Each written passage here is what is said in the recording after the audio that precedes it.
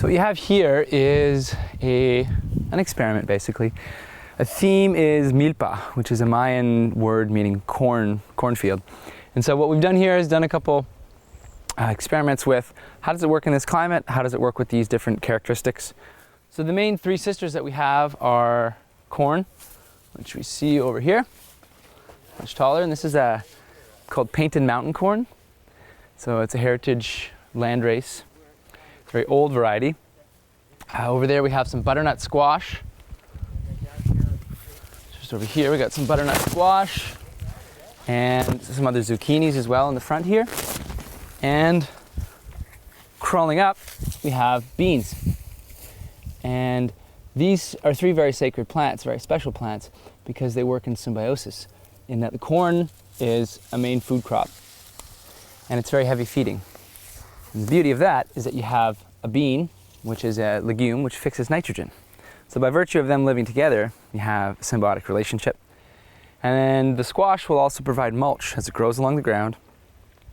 So the story goes far back from a Oneida elder I was speaking with. There was once three sisters and they were fighting all the time. This is the long ago at the time of creation. And they were always fighting and squabbling, and so their mother, a sky woman, she was the first woman to come to Earth, she said to them, well, you guys got to stop fighting. You're sisters. You got to love each other. So her solution to all this was, well, I'll turn you into corn, beans, and squash. And you guys will have a great time living together, and you guys will be symbiotic in their relationship. And so out of that you have this food, these foods. This corn that provides the trellis as the bean grows, provides the support and the shade. And adding on to that, not to be too simplistic, we have marigolds, calendulas, which provide good medicine. You can heal that with your skin, use it as a cream, use it as a tea. It provides a nice snap in a salad. You got some poppies that are just coming up, edible lamb's quarters. We have some sunflowers in there as well. They decided to show up on their own accord. And I'm not sure how well they will do.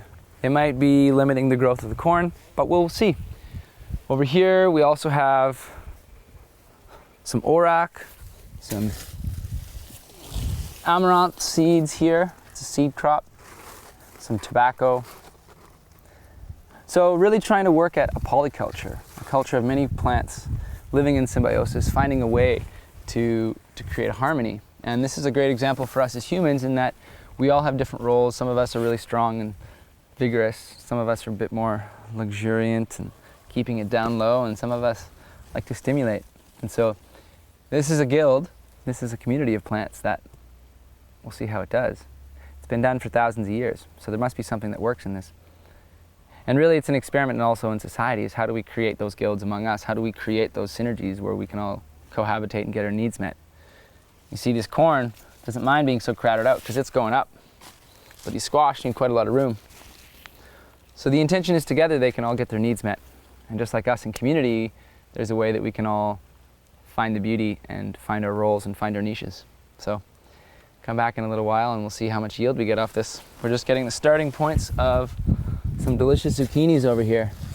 So hopefully in about a week we'll get some of our first zucchinis, and even now we're able to harvest some squash flowers and enjoy the fruits of it. So out of this we get a diverse yield over a period of time. We get a diverse niche, where we're feeding the soil, feeding back, giving back, and also going back to a simpler way. When before monocultures existed, we grew like this, and honoring the traditions of the corn, which I don't pretend to know much about, but know how important corn is to peoples from around the world. So this is a Three Sisters Guild, and probably something I'll be growing for the rest of my life.